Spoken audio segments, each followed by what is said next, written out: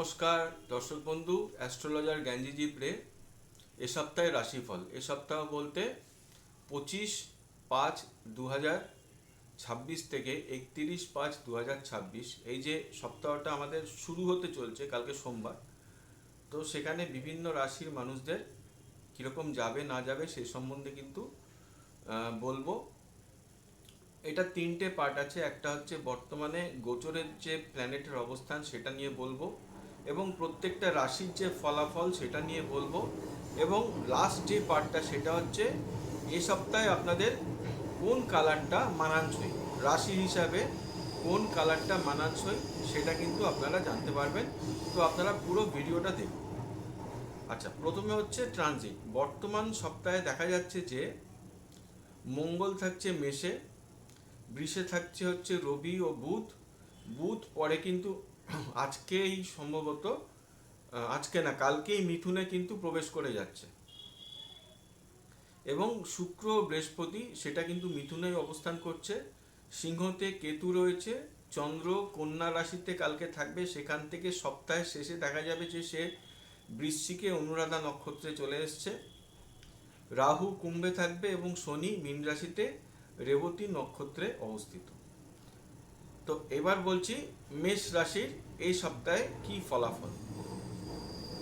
এই সপ্তাহে মেষ রাশিতে দেখা যাচ্ছে ইন্টারভিউ ক্র্যাক করবার জন্য অনুকূল সপ্তাহ। সাহস, প্রচেষ্টা ও গুড কমিউনিকেশনের মাধ্যমে কেরিয়ারে উন্নতি, লেখনীতে উৎকর্ষতা বৃদ্ধি, কারোর সঙ্গে কোনো কারণে মনোমালিন্য হতে পারে, রিল্যাক্স করবার প্রতি কিন্তু আগ্রহী আপনি হতে পারেন।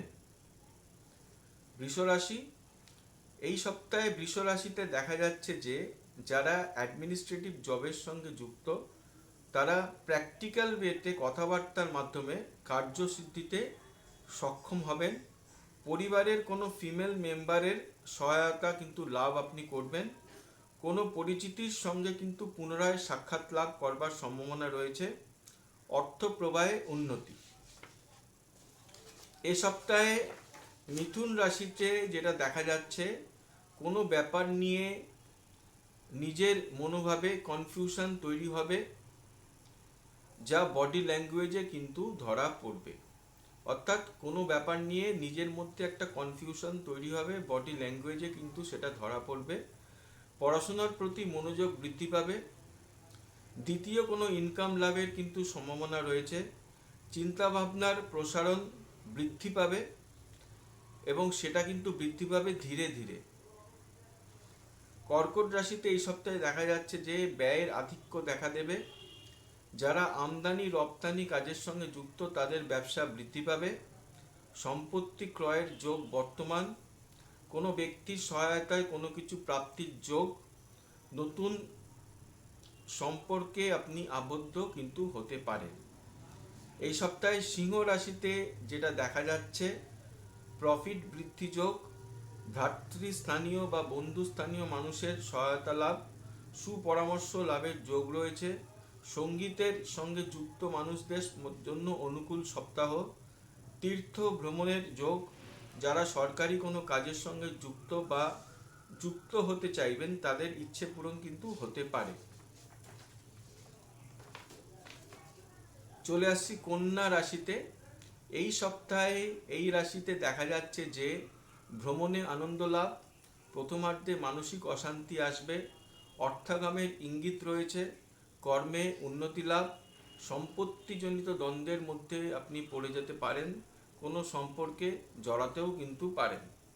তুলা রাশি, এই সপ্তাহে তুলা রাশিতে দেখা যাচ্ছে যে প্রথমার্ধে খরচ বৃদ্ধি, সঠিক ইনভেস্টমেন্টে বাধা আসবে, কথাবার্তায় কনফিডেন্স বৃদ্ধি পাওয়ার কিন্তু যোগ রয়েছে, পত্নীর পরামর্শে সফলতা আসতে পারে, বাড়ির কোনো সংস্কারের কাজ আপনি করতে পারেন, চিন্তাভাবনার প্রসারণে কার্য সিদ্ধি সম্ভব।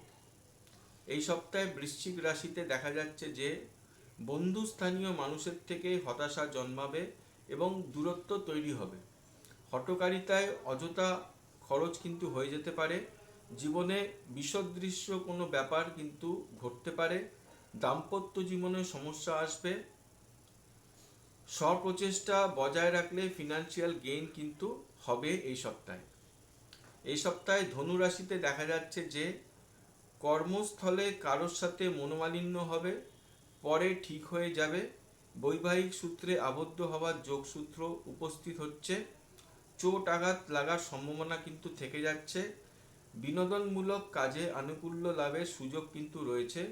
কাউকে দোষারোপের আগে 10 বার আপনাকে কিন্তু ভেবে দেখা উচিত। এই সপ্তাহে মকর রাশিতে দেখা যাচ্ছে যে ঋণ নেবার ব্যাপারে আপনি উৎসাহিত হতে পারেন। কাগজপত্র সংক্রান্ত ব্যাপারে অসুবিধা কোনো আসতে পারে। জমি ক্রয়ের ক্ষেত্রে আগ্রহী হতে পারেন। গৃহে শান্তি বিঘ্নিত হতে পারে। খরচ নিয়ন্ত্রণের সমস্যা কিন্তু চলে আসতে পারে। যে কোনো কাজ করবার আগে সঠিক স্ট্র্যাটেজির কথা ভাবুন এবং সেই মতন কাজ করলে অনুকূলতা কিন্তু লাভ। কুম্ভ রাশিতে এই সপ্তাহে যেটা দেখা যাচ্ছে, গৃহের কোনো সাজসজ্জার বস্তু আমদানি হতে পারে। সন্তানের কোনো কৃতিত্বে গৌরবান্বিত হতে পারেন। সৃষ্টিমূলক কাজের প্রতি আগ্রহ বাড়বে। বুদ্ধিমত্তা বৃদ্ধি পাবে। নতুন কাজের সন্ধান কিন্তু লাভ হবে। এডুকেশনে সাফল্য। সর্বশেষ রাশি হচ্ছে মীন রাশি। এই সপ্তাহে মীন রাশিতে যেটা দেখা যাচ্ছে, নতুন গাড়ি ক্রয় করতে পারেন।